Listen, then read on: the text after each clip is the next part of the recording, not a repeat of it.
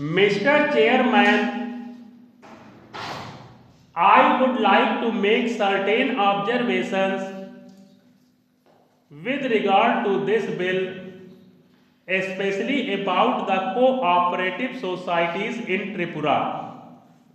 We are all in support of this bill because I think this amendment, or rather this repealing law, is necessary in view of the changed conditions there. But then it appears that the problems of the cooperative organizations and societies in these areas or states, Tripura and Manipur, cannot be solved merely by having a uniform set of cooperative laws. Laws are very important, and in that respect, certain changes are undoubtedly called for.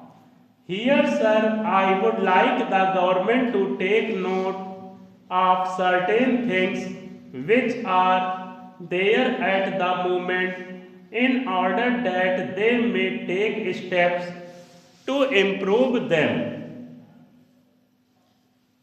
First of all, I should like to point out that in the tribal areas, especially among the tribal people of Tripura, there is great need for expansion and development of cooperative societies.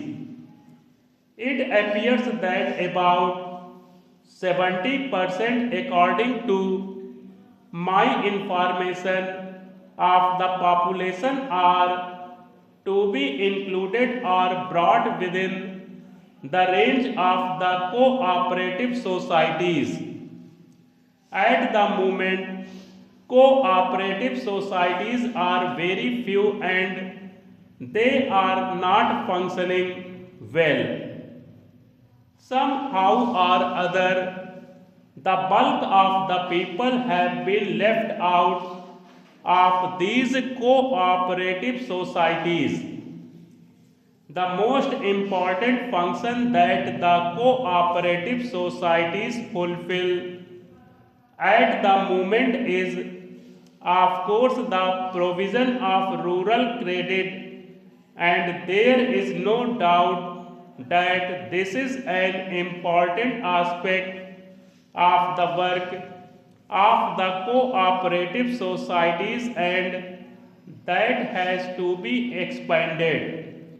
At present, people do not get adequate relief or rural credit through the agencies of cooperative societies, and so they remain more or less the victims of the traditional money lenders of the countryside. Tripura or Manipur is no exception to the general rule that is prevalent in this regard. Therefore, it is important that the cooperative societies should be provided with adequate funds so that the credit needs of the people, especially of the very downtrodden people in the tribal areas, are adequately and promptly met. Next, about the management of the cooperative societies, I have to say that most of these societies are not run well. It seems that there is a lot of bureaucratic interference from the top, whereas the initiative at the bottom is not yet developed for the success of the cooperative movement in our country. It seems that the majority of the shareholders in Tripura cooperative societies do not take any interest in the affairs of the cooperative societies. It follows, therefore, that something is wrong in the management of the cooperative societies, which should explain why even the shareholders or the participants in the cooperative societies do not take part in the management of the affairs of the society.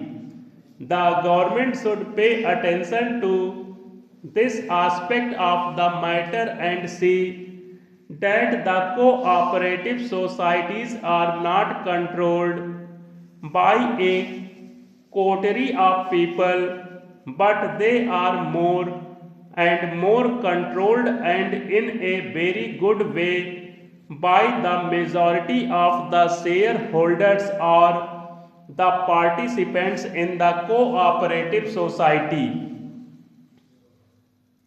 In this connection, naturally, the work of the cooperative department assumes certain importance and urgency. At the moment it appears in Tripura, especially that the cooperative department is not so much interested in getting the popular cooperation in drawing the people into the activities of cooperative societies as in somehow or other carrying on what they understand to be the more routine job. The result has been that the little that could be done with the existing set up is not being done, and there is considerable discontent among various sections of the people. I have been informed from there that some relief officers themselves occupy positions of the chairmanship, vice chairmanship, and secretaryship of all the societies, and the people are left in the background. That is to say, it is more or less taken for granted that these societies should be under the management of these officials, and it will be for them to lay down the lines and the policies of the cooperative societies. I think this is another matter which should be seriously considered by the government, whether even if this arrangement is permissible in law or under the rules, this arrangement is suitable or expedient in the situation in which these societies are functioning. In this connection, I may mention that in some cases the loans are not being properly administered, and it appears that the wrong type of people are given loans, whereas the really needy people are denied what should go to them. The result is that the artisans and others have suffered, and the economy and the trade of this area have also considerably suffered as a result of the inefficient and inadequate administration of cooperative loans staff.